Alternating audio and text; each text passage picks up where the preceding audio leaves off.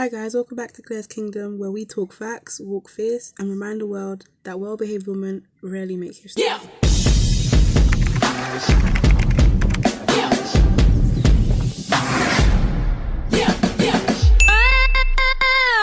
So today's topic is trusting the process. Now, this is a very layered topic, but I'm just gonna go straight into it. So when I talk about trusting the process, this means being able to be still, being able to trust that everything you want in your life, everything that you're working towards is coming into fruition, is coming to pass, is coming, it's gonna happen. Even when you can't really see the results, or even when the odds are stacked against you, it is going to happen.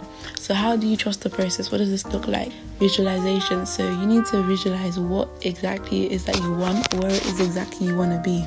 You need to be able to feel the feelings of where you want to be, and you need to be able to manifest. This is how visualization is one of the tools you can use to manifest what you want. So for example, in my case, I wanted this car for a very long time, for years in fact, and I wouldn't know how I was going to get this car, where the money would come from, I just wouldn't know, guys. The answers were not there. But in my head, I just imagined myself driving that car in a drive-through, imagining changing the gifts, me thinking, looking at colours online, me looking at decorations I'm going to put in it, literally acting as if the car is yours. You need to be able to feel that excitement when you're in your head, when you see the car or see whatever it is you're manifesting or hoping for. You need to be able to see it in your head. Knowing something is yours is a game changer, guys. If you want to see your life completely change, act like it's already yours. Act like you're already that person.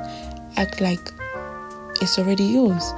And don't settle. Trusting the process includes not settling. In my life, there's been so many instances where from the outside it's like, how is this going to happen? It's so easy to just take the easy way out, because the world will tell you, oh, settle. You don't just take the next best option. You know what? It's not realistic. Just take the backup plan. Make a backup plan. Or all those things.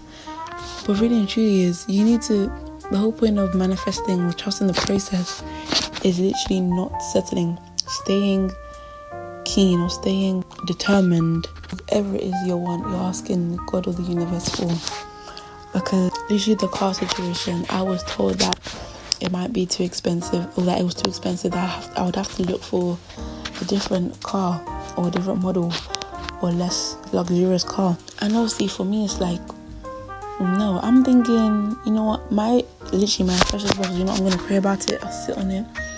And I literally said to the person, like, why would I settle when I can have exactly what I want? That was just my initial response. That's literally just my response. Like, why would I settle? Because I can go along and go look for a cheaper car or less expensive or less luxurious car, but it's like, I'd rather wait. Even if it's a thing where I'd rather wait, I'd rather trust the process than to just rush to a finished result and it's not even the best outcome or best result I would have wanted. So guys, don't settle, trust the process, because at the end of the day, literally a few days later, I got that car, and I'm like, I was so grateful, because it's like, imagine if I took the easy way out, because I didn't know at that point that I would even have the car, because I didn't think I would have it anytime soon, let alone a few days after. So that's just proof, guys, to never settle, because you can indeed have exactly what you want. And sometimes God or the universe actually allows this resistance or opposition to come to test us, to see if we actually want what we want, or if we actually believe we deserve what we want.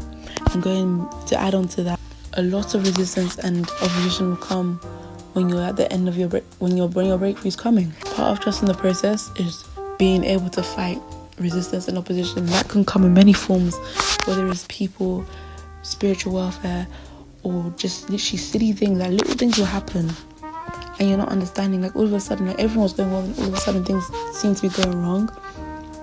You need to be able to move through it. Even if you're angry, even if you're upset, don't let go of the vision. Don't let go of what you hoped for, what you prayed for, what you dreamed for, because the only reason why opposition and resistance come is because, number one, it's a test. Like I said previously, it's a test to see whether you really think you deserve this, or you really think, or to see if you would really want this, if you'd settle, if you trust God or trust the universe.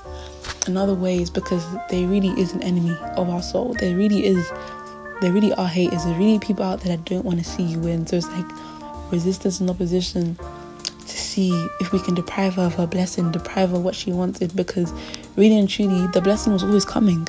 That person was always coming, that thing was always coming, the house was always coming, the car was always coming. But if we can get her to count herself out the blessing, if we can get her to settle for something else, then maybe we can make her count herself out. And that's what the enemy, that's what the world, that's what people will try to do to you. They'll try to make you forsake your blessing because they know it's coming. And that's why when I say, when you see resistance, guys, wherever you're believing God or the universe for, whatever you're believing for, whatever you're trusting for, whatever you're manifesting, and you start to see opposition, just know you're doing something right, and know that thing is closer to you than you think. Because really and truly, the enemy doesn't attack, people don't attack, the world doesn't attack anything that isn't worth something. So if you're being attacked, if your dream is being attacked, if something you want is being deprived from you, just know that your breakthrough is coming, and just trust the process. Because when you're done, when you're out of the process, when you're on the other side, you're going to see everything for what it was, and you're going to be grateful that you held on and that you didn't give up. One concept that I really love, that I believe Steve Harvey talks about, is that when you ask God for something, it's already yours. Like literally when you pray, it's like whatever you ask for, it's already been packaged up and sent to you, and it's sent to Faithville. Now the question is, are you going to be there to receive it? Like, you'll get that. Okay, literally, are you there to receive it? Because you can ask God for something, you can ask the universe for something, and if you're not there to receive it, if you're not the person you need to be you able to receive it, then it's you at that point, because it's already yours. Whatever you're asking for, in this case, it was a car for me. I just have to be there to receive it. I have to be open enough. I have to be diligent enough to keep my mind and thoughts on the fact that it's mine. And you see me, I'm a woman of God, so I believe in God, I believe in Jesus, and I believe that God lives outside of time. So He's already given us everything. He's already seen our whole timeline, which means I already have the car of my dreams. I already have the house of my dreams. I already have the partner of my dreams. I already have the lifestyle of my dreams. And this is how we need to think. If God lives outside out of time, He's already seen the whole timeline of our lives, which means everything we've ever wanted is already ours. And that's how we have to think and trust the process. How it's going to happen is not your business, it's God's business. Your only job is to show up. Your only job is to do yours, and God will bring and do the rest. That's what I love about God. He's a God of principle. He literally says, you bring your one, I bring my one. Faith without works is dead. So once you do your bit, you act like the woman that can have that job. You act like the woman who's wealthy. You act like the woman or man. You act like the person that can have that house, that can have that car, that can have that title. I promise you, God will meet you in the middle. God will literally make a spectacle out of you. He will lift you up even when it doesn't make sense. He will make you the manager. He'll make you the boss even when it doesn't make sense to man, when it doesn't make sense to people. Literally, guys, I got this car. Let me tell you this, yeah. I got this car and I don't even have my license yet. That's how good. That's how it's crazy. From the outside looking in, it'll be crazy, guys. I don't know, many people don't get their car before the license, but now it's like I became the person that will drive this car. So now I got the car, and now all I need to do is get the license, and the car is already mine. So guys, use this. This is what I would say. It's like this. The car is now in my driveway. Now my job is to get the license. But here's the thing. The car is mine now. The car is there. It's there. Like God did His bit. He bought the car. And now I need to close the gap by aligning myself with being a driver, getting that license. In the same way, some of us, you're believing or you're manifesting for wealth, love, a job, whatever it is. You need to become the person that can have that. So sometimes before God gives you wealth or we receive wealth, we have to become a wealthy person. How would a wealthy person think? How would a wealthy person speak? If you want to be a powerful woman, because this channel is all about being powerful, empowerment, empowering yourself, becoming extraordinary, not being a basic person. Because being basic isn't an option here, okay? If you're on this channel, if you're elevating with me, elevating with Clare, we are not we're not here to live an average or mediocre life. We're here to level up. God, the universe will have no choice but to align with that. You see, in my mind, I became a person that owned this car. Literally, in my mind, I visualized driving this car. I dressed like a person that would drive this. I did everything. And guess what? The car is here. The car is here. He'll give you something, or he'll give you a taste of it, so you can so you can close the gap between you and that thing. Just trust the process before we get the thing. I know in my life, I've been told so many times by people, literally like, oh, you look so rich, oh, you must be so rich, you're so wealthy. Assume, people literally, everywhere I go, guys, when I tell you, people just assume I'm rich. And at some point I was just like, you know what, amen, I claim it, because let me not block my blessings, okay? And it's like, in my head, I know the state of my bank account. So when I hear this, it's like, huh? And it just shows, sometimes people will see you, they'll see your destiny, they'll see your future, your potential before you even. The point is, eventually, if you start acting like the woman you want to be, eventually you will be her, and eventually everything will have to align. There's going to be down days, there's going to be pain, loss. And that's another thing about the process, there's a lot of loss. And I think a lot of people don't really talk about that. And that can be in terms of friendship, in terms of even losing your old self. I don't think anyone talks about how we actually grieve our past self. And I know I've been through moments where it's like you're actually grieving the you that once was, or grieving the love that you never got, or grieving how much you've actually tolerated thus far from not knowing your worth or not knowing what you deserved. But knowing that you can move through that, forgive yourself, and learn to love yourself, and learn to know your worth.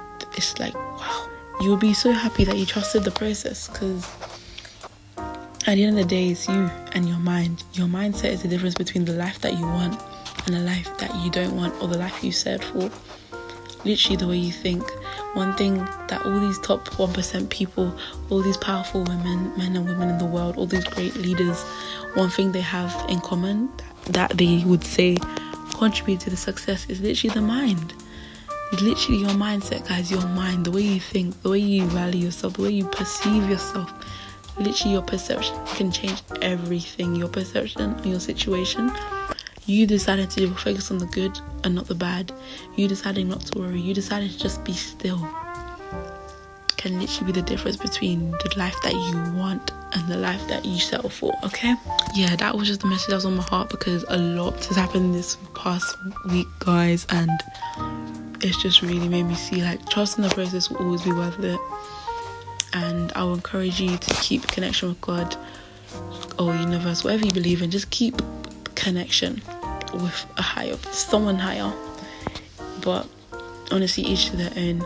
It helps me stay grounded, so I'll encourage you guys to do that. Let me know your thoughts on this video in the comments, guys, and I will see you guys in the next video. Bye.